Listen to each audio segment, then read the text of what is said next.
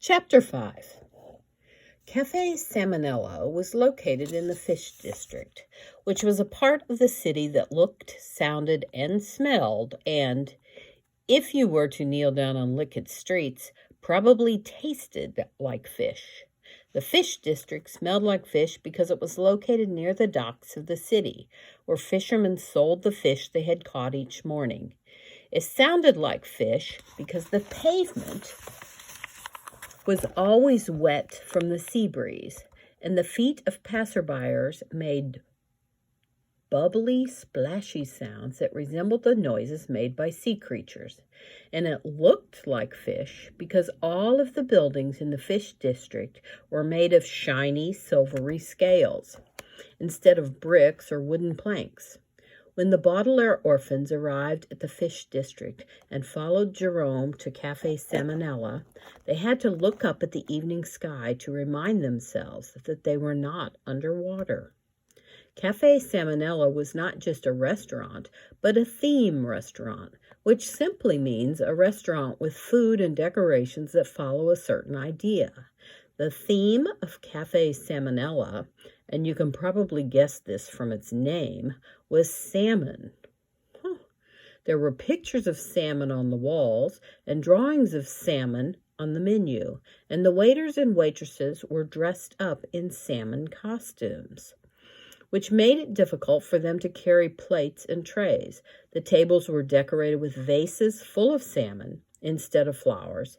And of course, all of the food that the Ch5-1 served had something to do with salmon. There is nothing particularly wrong with salmon, of course, but like caramel candy, strawberry yogurt, and liquid carpet cleaner, if you eat too much of it, you are not going to enjoy your meal. And so it was that evening with the Baudelaire orphans.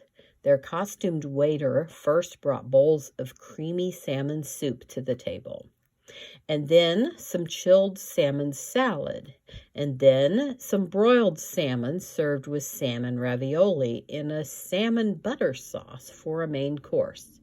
And by the time the waiter brought over salmon pie with a scoop of salmon ice cream on the top, the children never wanted to have another bite of salmon again.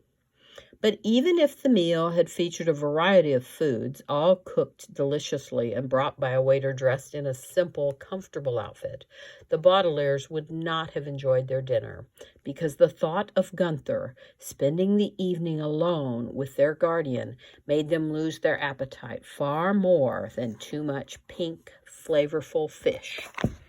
And Jerome was simply not willing to discuss the matter any further.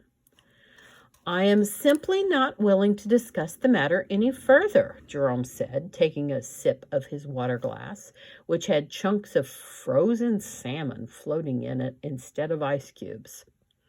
"And frankly, Baudelaires, I think you should be a little ashamed of your suspicions. Do you know what the word xenophobe means?" Violet and Sunny shook their heads and looked over at their brother, who was trying to remember if he had come across the word in one of his books. "When a word ends in phobe," Klaus said, wiping his mouth with a salmon-shaped napkin, "it usually means somebody who is afraid of something. Does Zeno mean Olaf?" "No," Jerome said, "it means stranger or foreigner. A xenophobe is someone who is afraid of people just because they come from a different country, which is a silly reason for fear. I would have thought that you three would be far too sensible to be xenophobes. After all, Violet, Galileo came from a country in Europe, and he invented the telescope. Would you be afraid of him?" "No," Violet said. "I'd be honored to meet him, but—" "And Klaus," Jerome continued, "surely you've heard of the writer Junichiro Tanizaki, who came from a country in Asia. Would you be afraid of him?"